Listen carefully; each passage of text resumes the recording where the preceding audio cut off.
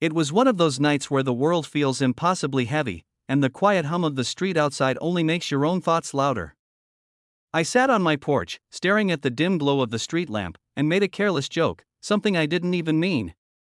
"If you were my age, I'd take you for the night," I muttered, half to myself, half to the empty street. I expected nothing, just the wind in my own restless mind. But then, I heard it, a soft whisper from next door. "Then pretend I am," my neighbor said. Those 4 simple words pierced through the loneliness I didn't even realize I was carrying. In that moment, I realized that kindness doesn't always come in grand gestures. Sometimes, it comes in whispers that remind you you're not alone. Before we dive deeper, if you enjoy stories that touch the heart and remind us of the power of human connection, make sure to subscribe to MS Tales, hit that like button, and leave a comment about a time someone's kindness changed your day. Your support keeps these stories alive, and we love hearing from you. I moved into this neighborhood only a few months ago. It's one of those quiet suburbs where everyone seems polite but distant, and friendships rarely form overnight. I kept to myself mostly, focusing on work and the occasional late-night walk. My neighbor, Mrs. Helen, had been around for decades. She was in her 70s, always tending to her garden with a gentle hum, greeting everyone with a soft smile that made you feel like you mattered. One rainy evening, after a particularly draining day at work, I found myself on my porch, staring blankly at the droplets running down the railings. I was tired, frustrated, and honestly, a little lonely. I didn't expect anyone to be outside, especially not in the rain. That's when I made the joke, half out of boredom, half out of desperation to break the silence. I barely finished the sentence when I heard her voice, soft and trembling slightly from the cold. "Then pretend I am." My heart stopped. I wasn't sure how to react. At first, I thought she was teasing me, matching my playful tone. But then I noticed her eyes, glistening not with mockery, but with something deeper, something unspoken. We ended up sitting there in silence for a few moments, just listening to the rain. And then, slowly, she started sharing stories, small memories from her childhood, tales of her late husband, the mistakes and victories of her life.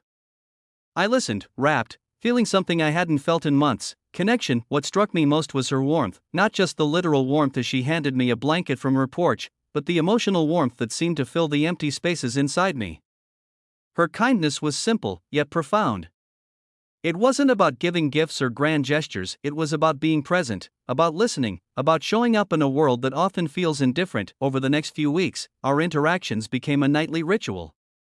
Sometimes we talked about our days, other times, we just sat in silence, sharing the comfort of being together without the need for words. She taught me that kindness doesn't always have to be loud. It doesn't have to be about heroic acts or saving the world. Sometimes, it's about a simple word, a shared moment, a genuine smile at the right time. One evening, she handed me a small notebook, the edges worn and pages yellowed. "Write down things that make you happy," she said. "Even if it's tiny, even if it seems silly. Life is too short to ignore the small joys." I took her advice to heart. I started jotting down little things, a stranger holding the door for me, the smell of coffee in the morning, the laughter of children playing outside. And slowly, I noticed a change in myself. My days felt brighter, my burdens lighter. The world wasn't less complicated, but it felt more bearable because of the kindness I'd experienced and learned to notice. Then one night, something happened that truly cemented the lesson she had been teaching me. A storm rolled in, fierce and unrelenting, knocking out power in the neighborhood. I was stuck at home, unsure if I could even get out if I needed to.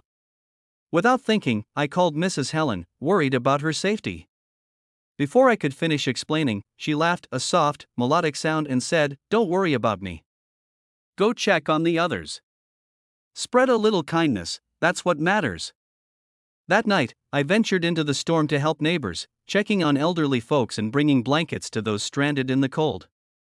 It wasn't much, but the gratitude in their eyes, the shared smiles, and the nods of acknowledgement reminded me of the power of small gestures. Mrs. Helen's quiet wisdom had rippled through our little street, and suddenly, my joke from months ago felt like a turning point, a reminder that even the smallest spark can light up the darkest night. The real beauty, I realized, wasn't just in the act of giving or helping. It was in how it changed me. Kindness has a way of looping back. It teaches patience, empathy, and humility. It reminds us that we're part of something bigger than ourselves. And sometimes, it sneaks in disguised as a whispered line in the rain, or a notebook passed across a porch railing months later, I still remember that rainy evening as vividly as if it were yesterday. I think about her often, and I try to live in the spirit of the lessons she shared. I've begun helping at local shelters, volunteering for small community projects, and even just checking in on neighbors more often. Each time I see a flicker of gratitude in someone's eyes, I feel that same warmth Mrs. Helen gave me, a quiet, enduring light that reminds me of the importance of showing up for others. It's strange to think that a careless joke, a line I didn't even take seriously, could lead to such a meaningful connection. But that's the thing about kindness, it doesn't always come when you expect it, and it doesn't always come in ways you anticipate. Sometimes, it arrives as a whisper that tells you, you are not alone. I see you. You matter. And if we choose to listen, we can carry that spark forward, touching lives in ways we might never fully understand. I like to believe that kindness is contagious. One small act can start a chain reaction, creating ripples of goodwill that extend far beyond the original moment. And it all starts with being present, being attentive, and treating others with a little more care, a little more patience, a little more love. So, if you take one thing from my story tonight, let it be this: never underestimate the power of a simple word, a shared moment, or a quiet gesture. The world can feel heavy, unfair, and cold, but every act of kindness is a small rebellion against that darkness. Every time you choose to show empathy, compassion, or generosity, you remind someone that light still exists, even in the smallest corners. Mrs.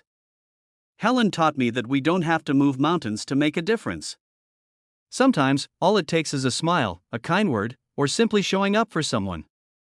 In the end, kindness isn't about recognition, it's about connection.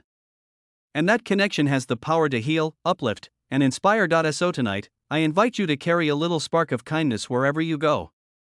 Look for opportunities to make someone's day a bit brighter.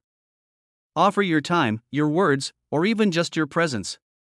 Because in a world that can often feel disconnected and cold, your small acts of kindness can become the warmth someone desperately needs. And remember, just like a whisper in the rain can change a lonely evening into a moment of connection, your gestures, no matter how small, can ripple through the lives of others, leaving behind a legacy of love and compassion. Because kindness, in its quiet, gentle way, is nothing short of magical.